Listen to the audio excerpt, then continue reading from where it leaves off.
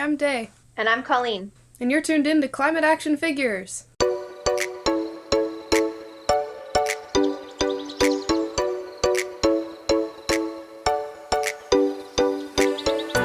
Well, hello and welcome to this week's edition of Climate Action Figures. My name is John Whiddon, and today you get to meet Day and Colleen.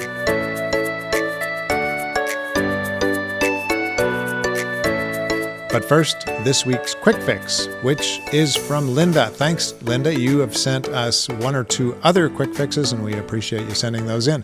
This time, Linda says, plant, bird, and butterfly-friendly shrubs and flowers in your yard and garden.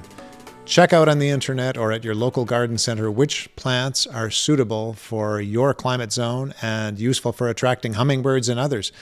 Milkweed is, for example, the only plant that monarch butterflies use to lay their eggs. Brush piles may not look good to you, but to a nesting sparrow, it represents a new home. Healthy birds and insects are a sign of a healthy environment, and they are fun to watch. Well, thank you so much for sending that in, Linda. And welcome, Day and Colleen. Hi. Hi, it's so nice to be here. What do you think about that quick fix? I think it's definitely very relevant to our project, and I love going walking, seeing birds and butterflies. I've been finding lots of ladybugs in my garden lately, hiding in our dead leaves. Perfect. That's always a good sign of a healthy yard, I would say, right? Yeah. And we will get onto that project in just a moment. It is happening through a very interesting mentorship program. And could you tell us a bit about that? CPAWS, which is the Canadian Parks and Wilderness Society. They're a nonprofit organization that has chapters all across Canada. This is the first year that the Southern Alberta chapter is doing the Youth Conservation Collective. It's like the pilot project where high school students get paired with an experienced mentor and an emerging mentor. And they, as a group, choose a project that has to do with one of CPAW's main action projects that they're working on and campaigns. There's a bunch of groups doing different things, but the project we're focusing on is with the land use planning action campaign through CPAWS. It's been very interesting, and I think it's an amazing initiative. And I'm pretty sure they're coming back for a new year. So viewers and listeners, if you're interested, check it out. We'll put a link in the show notes and you can check that out. Day, how did you find out about this program? I'm kind of a Nepo baby, honestly. My parents are very interested in climate action and stuff. So my mom sent me a link to this, and there aren't very many people at my school, unfortunately, who are very interested in the environment or protecting the world from climate change. So I was like, this is a great place to find community. And that's why I joined. Oh, that's great. So tell us, Day, some of the things that you've learned or benefited from through this mentorship program. I've got to learn so much more about Calgary's natural environments, because my family are mostly from the U.S., and I didn't know very much about Calgary, but now I know so much more. Like, I know about the Bow River's ecosystems, and the grasslands and the prairie. It's interesting to experience all that. Colleen, for you, what have been some of the highlights of the mentorship program? Similar today, just finding community with other people that care about the environment and are like slightly scared of climate change, but also want to do something about it and protect the resources. We have such an amazing planet, and we're so lucky that we have everything here that we need to survive. So that's been really nice, finding community within that, because I have like some friends that are concerned about or just interested in it, the climate change and environment stuff, but I don't really have a community around it. So it's been so nice to make that within this group. Now, this program has led, I understand, to the development of a project that you've been working on. Day, can you tell us about that project? Yeah, we've been really interested in the native lawn thing. And what we were thinking about is, why do we have non-native lawns to begin with? Why are we planting this grass that needs a ton of water and isn't good for the soil? And so we've been tracing the history and social implications of that. There's all kinds of things that tie it back to slave labor and like monarchy and stuff like that. And it's really interesting to learn about all that. And we're hosting a workshop to teach people about native lawn planting and the social implications of it. Now, before we go on, I have to ask you, what is the connection between slavery and lawns? When the colonizers came over from Europe to North America, it was considered like a sign of status if you didn't have to have food in your garden. You just had like green grass and whatever. But these gardens actually are not gardens. These lawns actually require a lot of care. And oftentimes the wealthy colonizers would enslave native people or bring over people from Africa to tend to their gardens and their households, which is obviously wrong. Wow, that's fascinating. And tell us some more about what you hope to teach people about lawns through this program you've set up. I think a lot of people they walk out the door, right, and then they walk past their lawn and they don't think about it. But I want people to think about all the natural aspects of their world and how they connect to human history and natural history. No wonder you thought this was the perfect quick fix today. It is. It was a great segue into the project that you've chosen. So, in your project, you're going to teach people about lawns. Is there a downside to lawns? What exactly are you suggesting to people about lawns? Lawns are basically a waste of space and water. Did you know that in the summer in Calgary, people use exorbitant amounts of water just to water their lawns? And last year, with the water line break in Calgary and all the limits on water for watering lawns, I think that was kind of a wake up call to people of how important conservation of water is. People want them to be green and perfect. And so a lot of pesticides and herbicides are used. And so those chemicals get into the soil and get into the groundwater and just continue the polluting cycle. They make it more difficult for soil to be renewed. And a lot of the times people bring in like non-native ornamental plants, and they're beautiful, don't get me wrong, but the insects and birds aren't adapted to those plants and bushes and everything. The insects don't have anything to eat.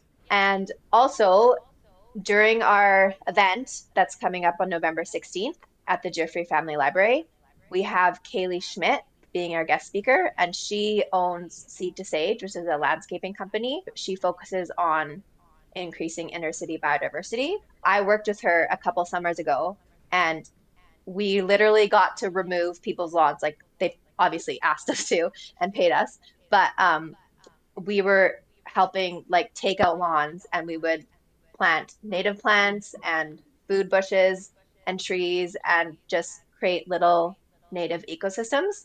And it was so cool. And Kaylee is so knowledgeable. We're so lucky she's going to be in our event on the 16th. Great to have that expertise. Now, Day, if you had your own as much resources as you wanted to create whatever you wanted around your house, what would you do instead of a lawn? It depends how much land I had. If I had lots of land, I would have a forest or whatever ecosystem was there naturally. But considering that I live in a city and a lot of the listeners probably live in a city, I think an ideal space, if you have time, is like a garden, because that can save you money on food. And if you're using plants that are non-invasive, and maybe you have like garden beds, if you don't have a lot of time and you just want a regular looking lawn, since we're on kind of near the grasslands, you can find native grasses that don't need as much water that will also adapt to your lawn. Great suggestions. Now, you've got this message about lawns and what you might do instead of lawns. How do you intend to get this out to people? We've been running a social media page, and hopefully we continue to run that after the project deadline. But mainly we're hosting that workshop on the 16th, which is an educational project. We're hoping to get a lot of people involved and interested in planting their own gardens or native lawns. At the workshop, we're also planning on writing letters or postcards to politicians, because Jyoti Gondek, when she was mayor, started an initiative to replant a lot of Calgary's green spaces and make them more native, and we want that to be continued. Day, when you think about your past, obviously you're very interested in the environment. What got you started down that road? A lot of my family is really interested in conservation and climate stuff, but I would say that it's mostly my aunt and uncle. They live in like this rural area of Montana, and a lot of times when we go visit them, we go on these long walks, and they have Saskatoon berries that you can pick, and you can like ski from their house, and it's so beautiful, and they maintain the land so well. I find that like inspiring. Cool. And it was a banner year this year for Saskatoons, right? Yeah. It was amazing. I still have some in my freezer from this harvest this year.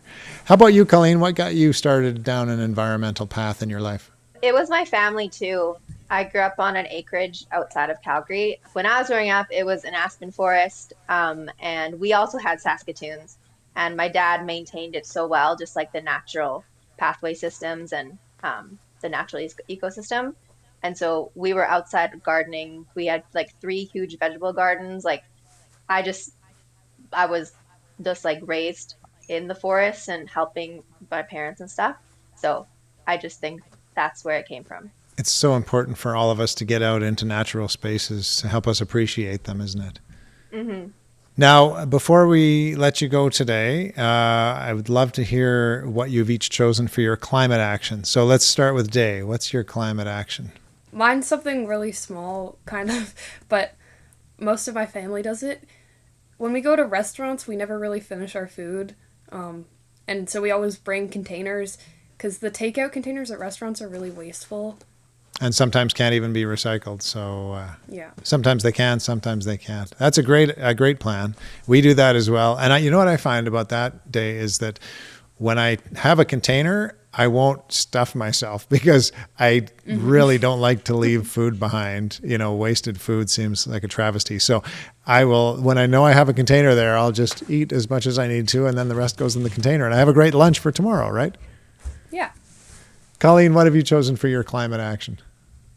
Well, I live in Marda Loop, and so it's such a central walking community and really good access to transit.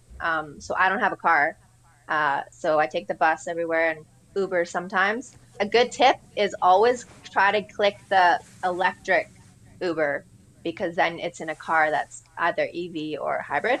And I'm sure one day I'll get a car, but then it'll be a hybrid or an electric. So just little things you can do. And I walk everywhere too. It's a good exercise. Healthy and a pro Uber tip. It's great to have tips for our Uber users out there. Day, last question for you. What gives you hope? This is kind of a funny answer because a lot of people wouldn't consider this hopeful, but what gives me hope is cockroaches because supposedly they've been around for a really long time. They've survived, I don't know, probably an ice age, maybe like meteor strikes. And so it makes me think that even if we totally wreck everything, life kind of finds a way, you know? On Earth anyway.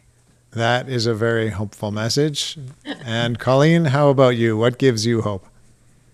Honestly, it's people like Day, like youth, who actually care and are getting involved and wanting to do projects like this because you guys will become leaders in your communities and you inspire other young people, you inspire me, you inspire people older than you. And you're not afraid to like make a change or make a difference or be loud. So you guys give me hope. Well, that is certainly something to be hopeful about. And thank you so much for being here, Colleen and Day, and all the best in your project. Give us the date again on that and location for it. November 16th, Giuffre Family Library. Be there! And that's in Calgary, right? Yes. Yeah, it's our Marda Loop on 14th Street and 32nd Ave. We will put it all in the show notes, so if anybody's interested, they can get out and check it out. If you have enjoyed this episode today, to our viewers and listeners, please share it with someone you love or someone you just even mildly like. We will be back again next week, same time, same place, to hear from another climate action figure. Until then, Go figures! figures!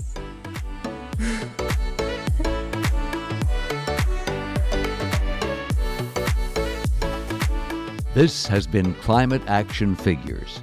Our show is produced and hosted by John Whidden. Our creative consultant is Kayla McIntosh. Our theme song is Hawaii Vacation by Tovari. You can find us on Instagram, Facebook, and YouTube at Climate Action Figures. That's all one word. And if you have any other questions or comments that arose from this or any episode, feel free to reach out to us at climateactionfigures@gmail.com. And thank you for listening. We'll be back next week with another Climate Action Figure.